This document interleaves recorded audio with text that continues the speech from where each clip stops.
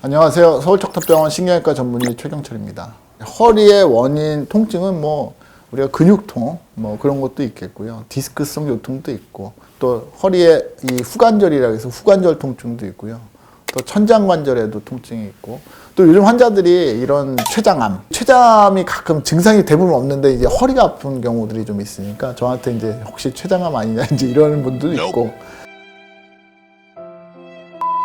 솔직히 췌장암 등 통증은 구별하기 참 어렵지만 우리가 디스크성 요통은 앉아있기 힘들다거나 앉았다가 일어나려면 허리를 금방 펴기 어렵다든지 또 다리가 같이 저려온다든지 또 아침에 좀 심하다든지 이런 것들을 보면서 이게 우리가 디스크성 요통이다 이렇게 생각을 하죠. 보통 허리 디스크는 누워있으면 별로 안 아파요. 근데 누워있을 때 아프다든지 우리가 디스크성 요통하고 좀 다를 수 있죠. 또 여자분들은 이제 골반 쪽에 생식기나 이런 데 염증이 있거나 또 다른 일들이 있으면 또 허리가 아플 수 있습니다. 그래서 허리 아픈 원인은 굉장히 많습니다. 근데 우리가 기침하고 열나고 콧물 나면 감기를 제일 먼저 생각하듯이 허리가 아프면 일단은 제일 흔한 거는 특히 디스크의 문제가 제일 많은 건 사실입니다. 그래서 퍼센트로 나누면 한 80% 정도가 허리 디스크에서 오고요.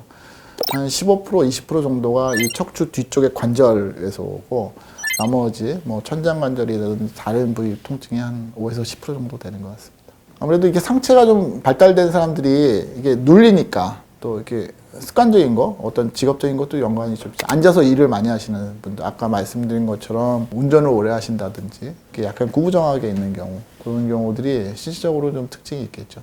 최근에는 그 가슴 성형을 했는데 성형 수술을 하고 환자가 좀 이렇게 앉아서 자라 그랬대요. 이렇게 자리를 잡으려면. 그래서 앉아서 이렇게 생활을 하다 보니까 허리 디스크도 생기고 목 디스크도 생겼던 경우도 있고, 환자가 이제 허리가 아프거나 그러면 되게 어떻게 하냐면 사람들은 허리만 아픈 줄 알아요. 근데 엉덩이도 아프고요, 허벅지 뒤에도 아프고 종아리도 아프고 발목도 아파요. 근데 특히 제일 많이 아파하는 데가 엉덩이나 이 허벅지 쪽이거든요. 그래서 아마 이게 햄스트링이 약해서 아픈 게 아닌가 이렇게 생각을 하더라고요. 특히 젊은 사람들은. 근데 이게 방사통이라고 하는 거거든요. 허리 디스크가 생기면 저는 허리 안 아픈데요. 엉덩이가 아픈데, 허벅지가 아픈데 왜 선생님은 자꾸 허리를 찍으라고 하죠?